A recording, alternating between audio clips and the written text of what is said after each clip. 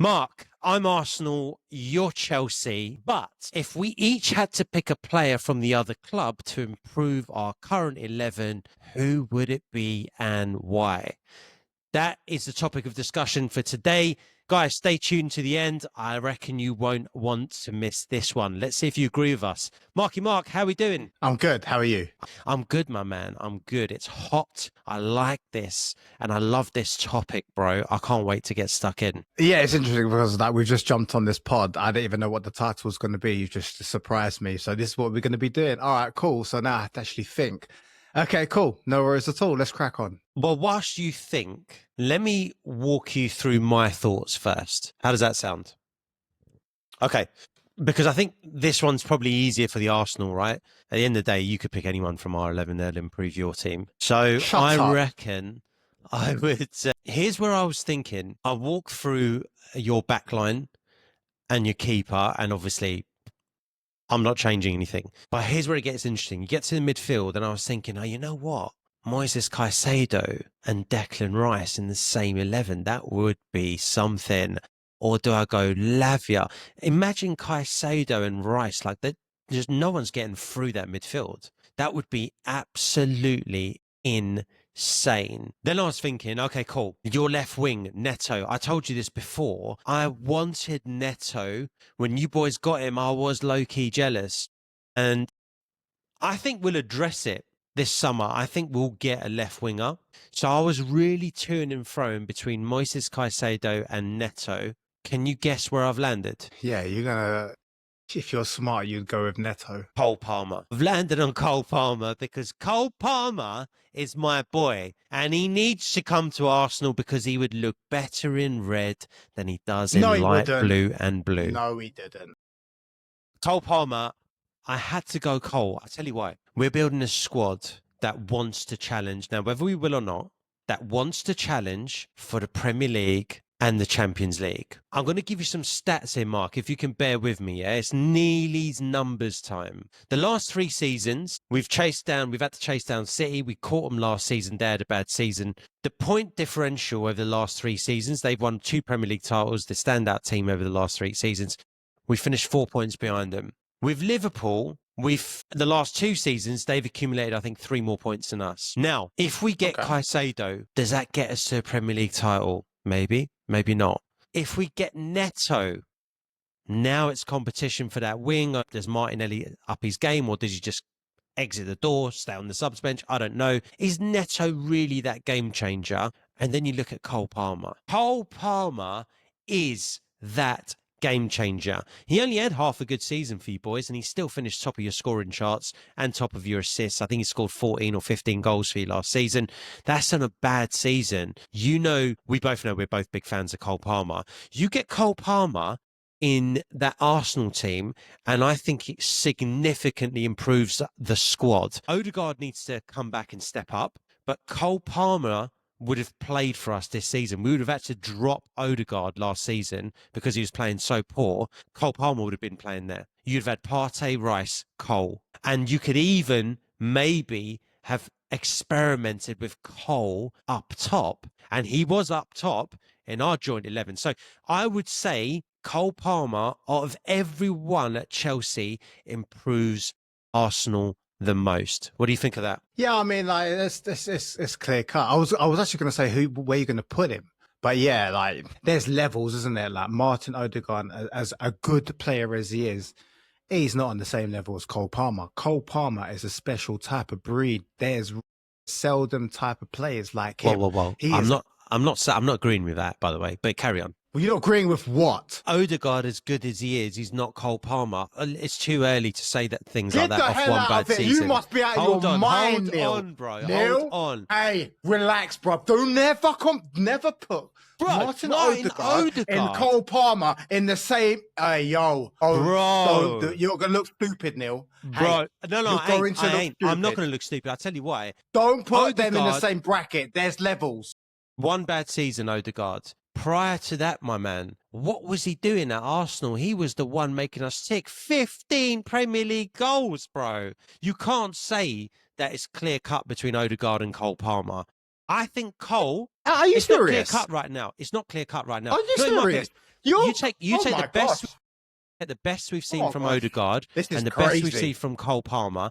Cole Palmer needs to do it again next season. He needs to do it for a period of time. Listen, I think Cole Palmer's got the highest ceiling, but Odegaard, bro, this is the thing. You watch Arsenal over the last 3 seasons, he has been our main man, and what he can do is different to Cole, and Cole can be a bit more direct at times, but Odegaard was pumping in 15 goals for us. I can't just overlook Odegaard and go, yeah, Cole Palmer all day long. I think there's a debate there, bro. I think that's fair for me to say. There's no debate. That is freaking crazy. Bro. You're comparing Cole Palmer to Martin Shitty Odegaard? Bro, please. Yes, I'm comparing him because Cole Palmer's had one good season. He's only been playing the game 2 years, bro. And even in his worst season, which he had last season, he was still top scorer. He was still top assister. For Chelsea. Right? They've both, for Chelsea, they've both had terrible seasons. But out of the 2 terrible seasons, who's had the better season? No. Cole Palmer had. Let's talk about the impact. No, he had the bad half season. You're not, bro. Cole Palmer in his first season pretty much single-handedly dragged Chelsea into the top 6. 8th, or wherever you finished. Okay, to 8th. Fair enough. Wherever you're probably right. I think it was 6th or 8th or what. But I'm being sarcastic, but that's the point, isn't it? He dragged you to where, bro? Where did Martin drag us to? Nowhere. What have you won? You've won nothing, well, Neil. Neither of us have won anything of note. Yeah, neither of us won anything of note, but he dragged us to 2nd. That's a better achievement than dragging you to fucking 8th or 6th. It's hot, and you're actually starting to annoy me with your stupid I'm sweating, bro. Odegaard and Cole Palmer in the same conversation. Bro? This is freaking crazy. You know what, people? Let us know in the comment section down below. I want to hear from the people, bro. Are you going to put Cole Palmer in the same category as Martin Odegaard? Because this is crazy talk. Like, bro, I want to fly over to Chelsea and friggin' slap you because that's where you reside, bro.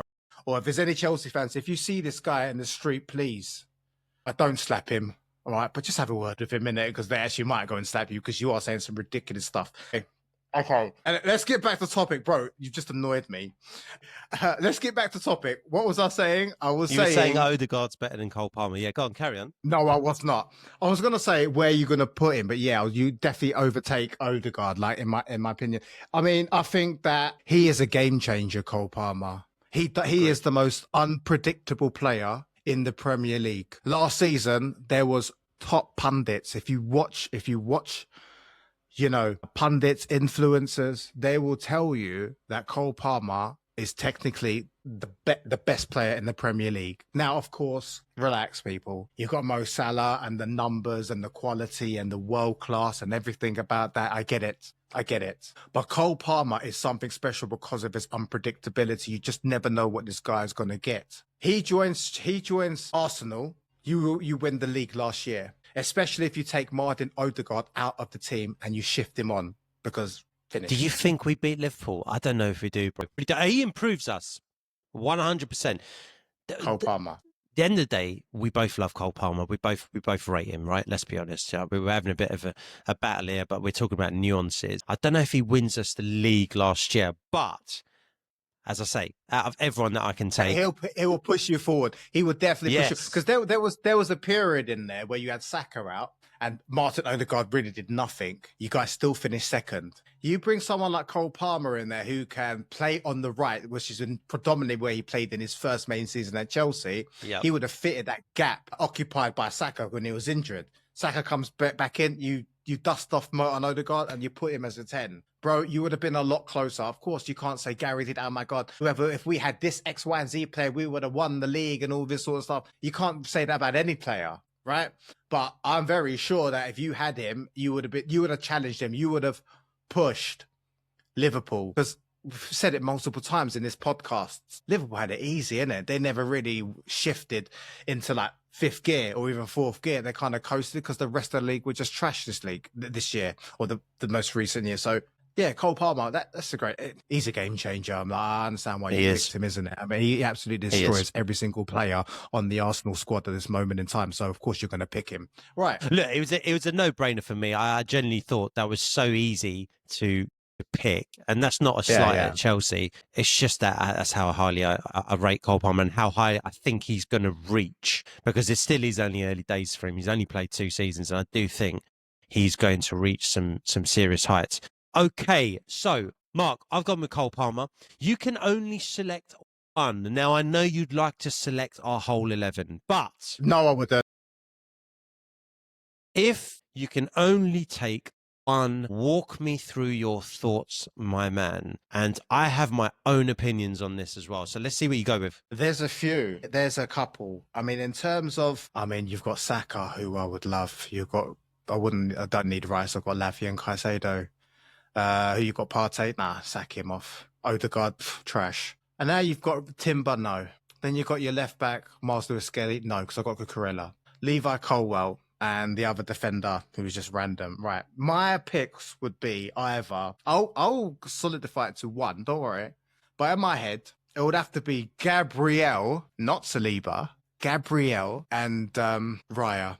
And I think this is, for me, the two easy ones which I would take, because if we had David Raya instead of Robert Sanchez and we had him throughout the season, I know I said earlier in the pod that you can't really guarantee anything. I'll change my mind. If we had David Raya, we'll finish above you. We only finished 5 points behind you. We will pick up more points.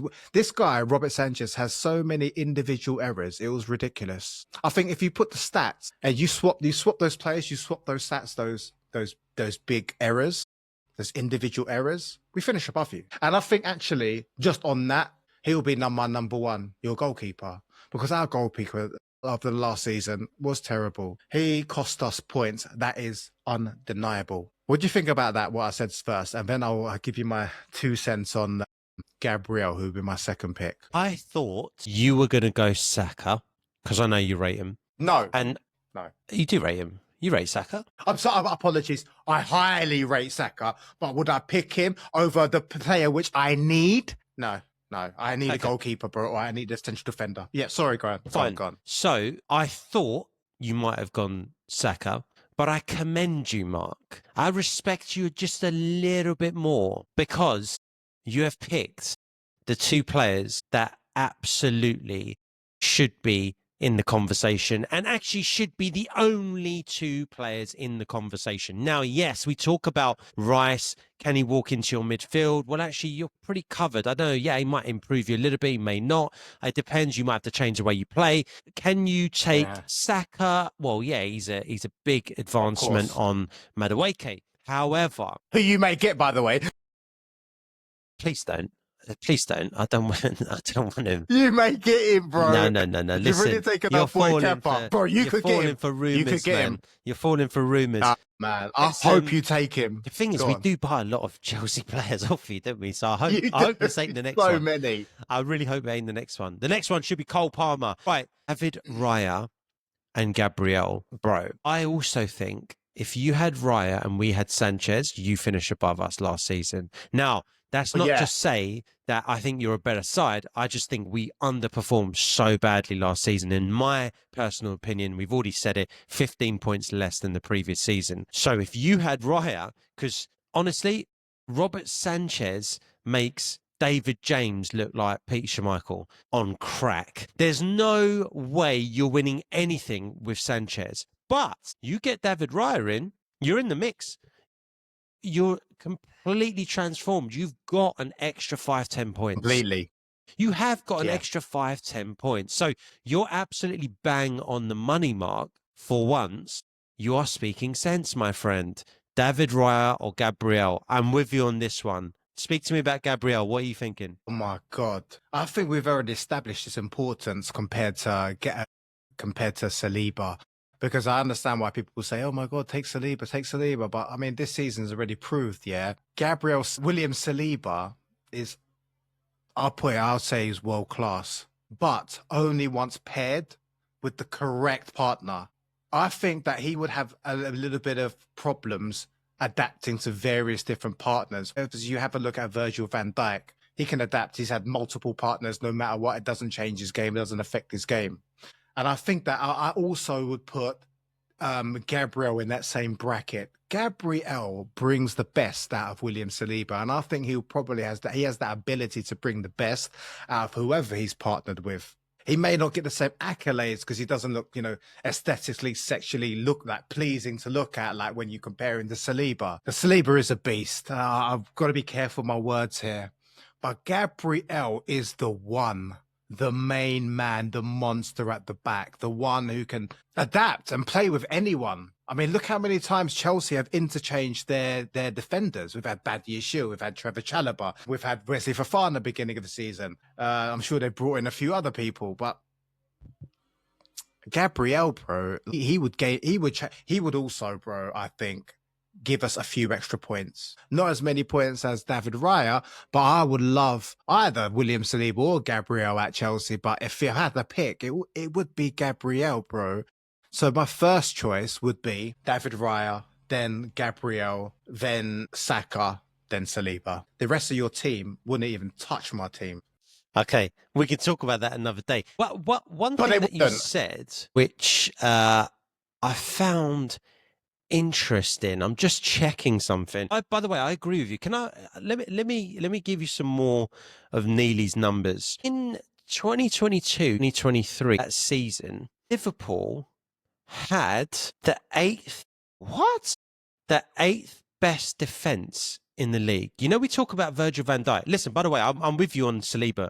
I think he's not shown that leadership capability that Gabriel has.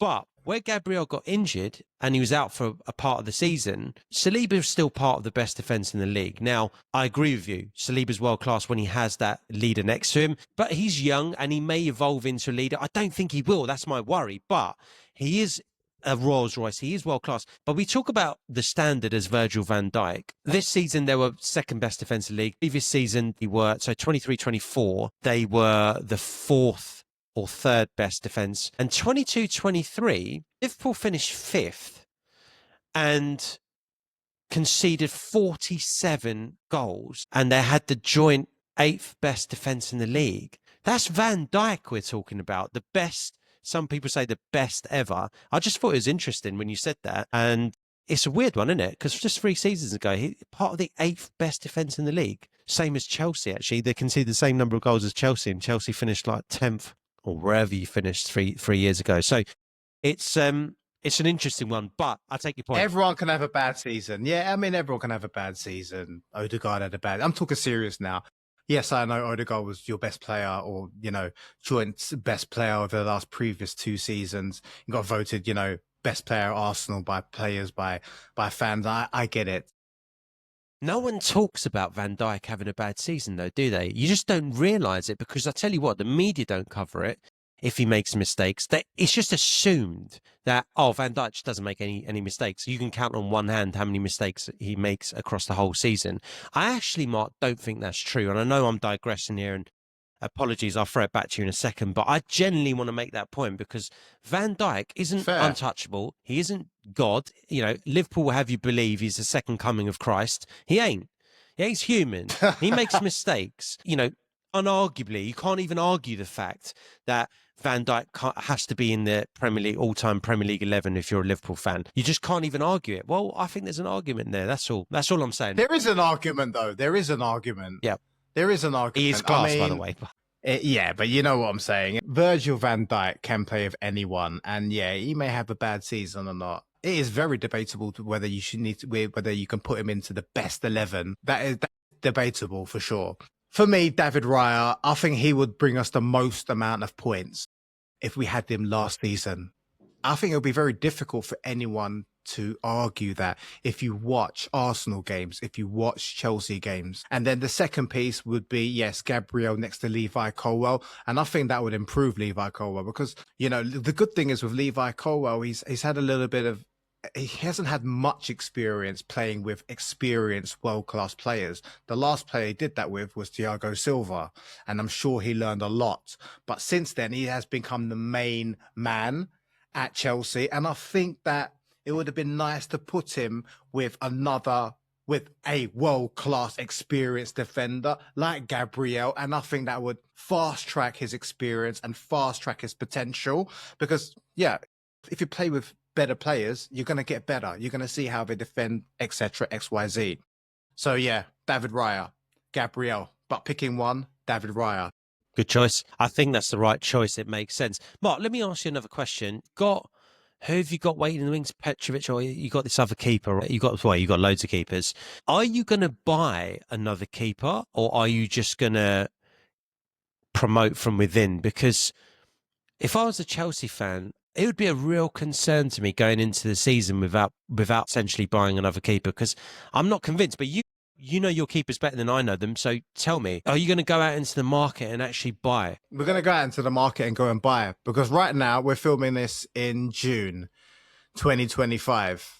And there's been a lot of talk about Petrovic coming back from his loan spell. And if he came back and was number one, I would say there's no need to purchase another goalkeeper. Let's focus the remaining funds we have on improving the rest of the squad. But now there's rumors that he's going to come back and they're going to sell him off. And if that does happen, 100%, none of the goalkeepers on Chelsea's books are fit enough to be the number one. We'd have to go out and buy another goalkeeper. And by the time this video comes out, hopefully we have signed Mike Maignan from Milan, who we almost was about to sell. But, you know, of course, Chelsea hierarchy want to be cheap over like 1-2 million. It's sad. But you spend stupid money on 80 million on Mudryk and you don't blink twice. So I don't understand their mentality of thinking, innit? If you get him, I'll be super happy. Or Petrovic, who's currently on our book. So it just depends if Petrovic goes. If he does, we have to buy him. Yeah. Buy one. Fair. Just try not to buy another drug cheat like Mudryk, eh? But no, I think you need to buy another keeper. That's a bit unfair. That's a bit unfair. There's more news that has come out since then. There is. Whether he is or he isn't. He's officially charged. He's officially charged. Yeah. Whether he is or he isn't, whether he was on PEDs or not, he is crap. So I don't know what performance-enhancing drugs he was taking, but if he was taking PEDs, imagine what his actual level is. Anyway, I digress. Yeah, I think Petrovic, I don't know, man. I wouldn't be comfortable as a Chelsea fan going into next season with Petrovic as my number one, unless I don't want to win anything. You don't want to win anything next season then, no? No, I do. You clearly don't know. How are you going to do that? You clearly don't know. You clearly don't know. Bro, look at Petro. Go on, with your little Neely numbers. Go ahead. Have a look at his stats. What am I looking for? Have a look at his stats. You're looking at stats, goalkeeper stats, yeah, from the last season for Petrovic. It's up there with some of the best. What is this going to show me, though? Is this going to show me that Chelsea will challenge for the title next season? Yes. Really? It will help. It will help massively. We still have gaps in the squad, but it doesn't matter who we have to improve the goalkeeper.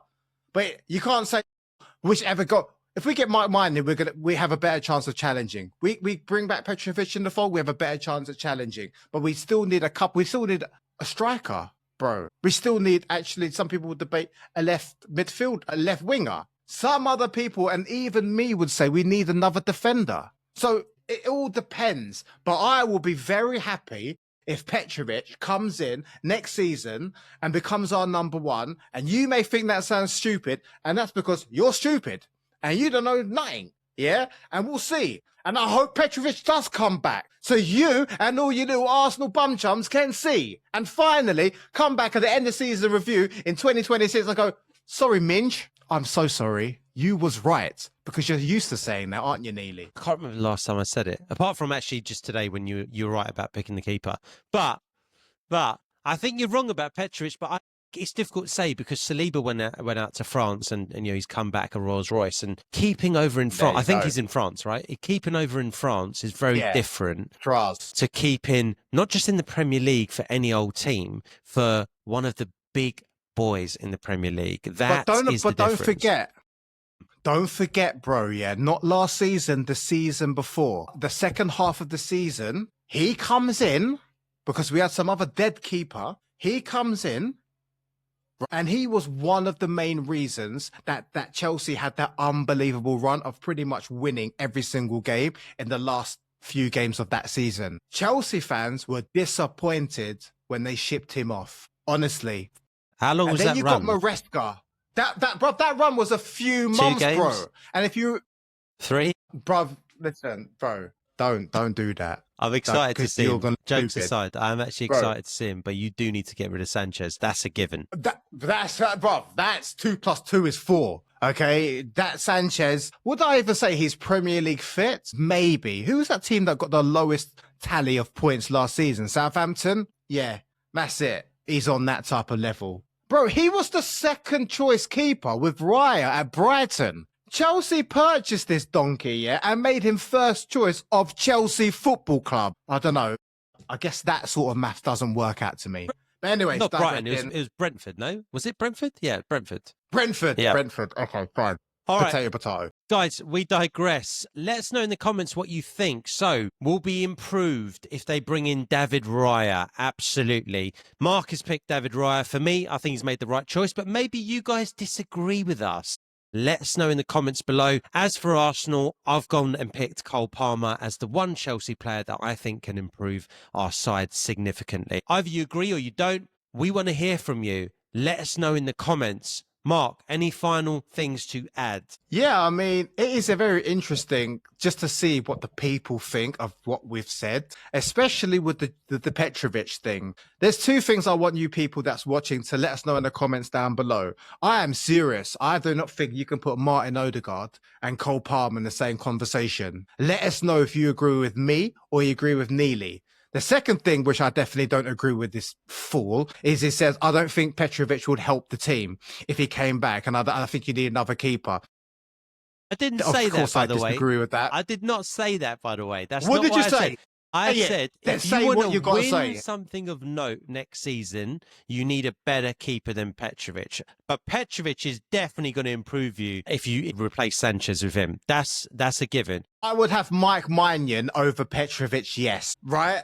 But as I said, you have to think about the finances. You have to think about all the other positions. Are we going to take all of our budget and blast it on one player? Or are we going to spread the seed around like they have been doing? Mike Maignan, if he comes to Chelsea, would massively help us. If we don't get him, I'll be happy with Petrovic. But bro, don't disrespect Petrovic, bro, because I'm a fan, innit? Like, I don't care. I was disappointed, like other Chelsea fans, when they decided to loan him out. But let us know in the comments, guys, what you actually think of our debates. We have very contrasting views on both of these topics. Also, do let us know if you're an Arsenal supporter, which Chelsea player would you have? If you're a Chelsea player, if you're a Chelsea fan, which Arsenal fan would you like to have in your team? Let us know in the comments down below. And if you want to see more of our content, guys, we appreciate you. We love you. You're here to the end. Like the video, help us out. Subscribe if you haven't already, and click this video right here. And we see you good people in the next one. Peace, guys.